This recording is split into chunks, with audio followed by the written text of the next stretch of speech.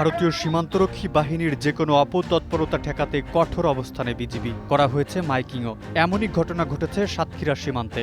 জানা গেছে, আন্তর্জাতিক সীমান্ত আইন লঙ্ঘন করে কথিত বাংলাদেশিদের পুশব্যাক করার ভারতীয় সীমান্তরক্ষী বাহিনীর যেকোনো অপতৎপরতা কঠোরভাবে রুখে দেওয়া হবে বলে হুঁশিয়ারি দিয়েছে বর্ডার গার্ড বাংলাদেশ। এমন পরিস্থিতিতে মঙ্গলবার ২৬ মে গভীর রাতেও সাতক্ষীরা সীমান্তে বিজিবি টহল ও নজরদারি জোরদার করা হয়েছে। একই সাথে সীমান্ত সংলগ্ন এলাকায় বিজিবির পক্ষ থেকে সতর্কতামূলক মাইকিং করা হচ্ছে।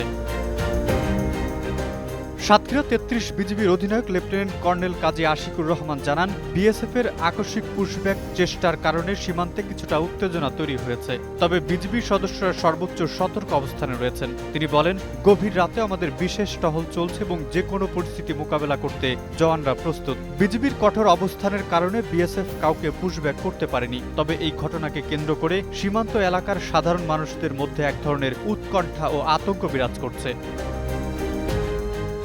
ভারতীয় সংবাদ মাধ্যমের দেওয়া তথ্য অনুযায়ী ভারতের পশ্চিমবঙ্গের উত্তর ২৪ পরগনা জেলার বাদুড়িয়া থানার অন্তর্গত হাকিমপুর সীমান্তে সম্প্রতি বেশ কিছু কথিত বাংলাদেশিকে জড়ো করেছে দেশটির পুলিশ। পরে তাদের পুশব্যাকের উদ্দেশ্যে বিএসএফের কাছে হস্তান্তর করা হয়।